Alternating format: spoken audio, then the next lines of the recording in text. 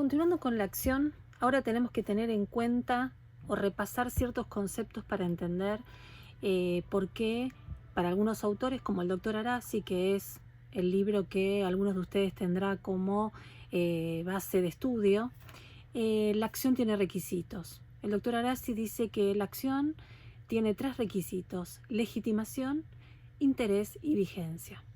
Todos los autores actuales, sea Arasi, sea Palacio, que son los que ustedes más o menos manejan, obviamente están con la teoría moderna de que esta de que hablamos la charla anterior, que es un derecho concreto, un derecho público subjetivo que se hace valer ante el Estado. La diferencia es cuál es el resultado de ese ejercicio del derecho a accionar.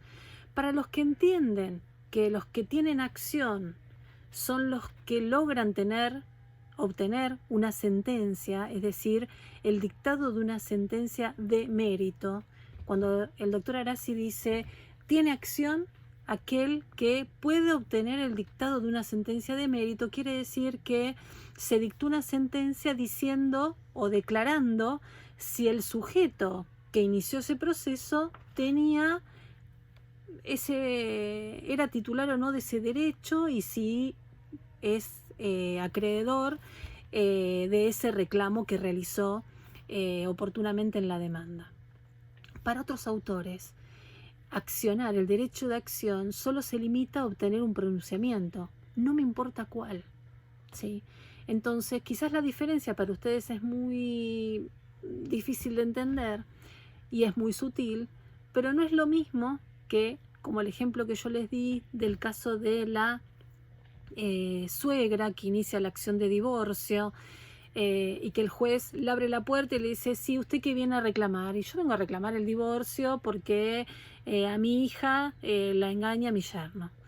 Ya el juez, apenas escuche cuál es el contenido de su pretensión, le va a decir, mire, usted no tiene legitimación para pedir el divorcio porque la norma de fondo que es aplicable a su pretensión dice que los únicos que pueden pedir el divorcio son los cónyuges. Ahora, ¿podemos decir que esa persona no tuvo acción? Sí, para el doctor Arasi no tuvo acción. ¿Por qué? Porque esa persona no logró tener una sentencia de mérito, que quiere decir que resuelva si había que divorciar o no a los sujetos. ¿Por qué? Porque no cumple con el primer requisito de la acción, que es tener legitimación, que ya vamos a ver el concepto en los próximos encuentros. Entonces, para otros autores, la acción no tiene requisitos.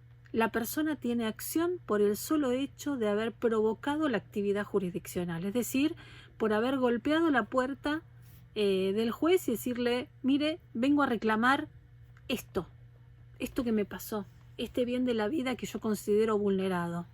Después analizará el juez si le va a rechazar de primera mano, es decir, como le pasó a esta señora que fue a reclamar el divorcio, se lo llama rechazo in limine, o si le va a dar curso, es decir, si va a tramitar un proceso en el cual se va a tratar de probar, o la persona va a tratar de convencer al juez de que esos hechos ocurrieron o de que ese derecho fue vulnerado. Para esa escuela o para esa postura no importa si la persona logró obtener una sentencia sobre el fondo del asunto, sobre la admisibilidad o no, o la procedencia o no de ese derecho que sustentaba esa pretensión. Entonces, si tenemos en claro cuál es la noción de acción para el doctor Arasi, entendemos que la acción tenga requisitos.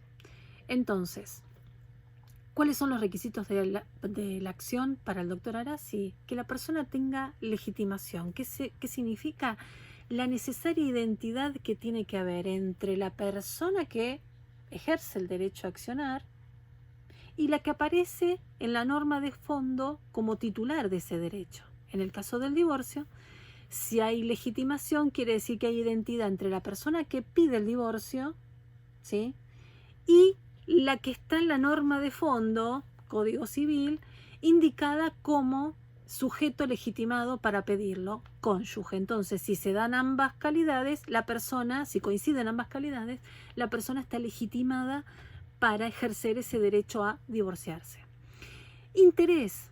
Interés significa, se le dice que el interés es la medida de la acción. ¿Por qué? Porque el ejercicio de este derecho de accionar tiene que ubicar en al sujeto en un lugar distinto al que estaba al iniciar el proceso.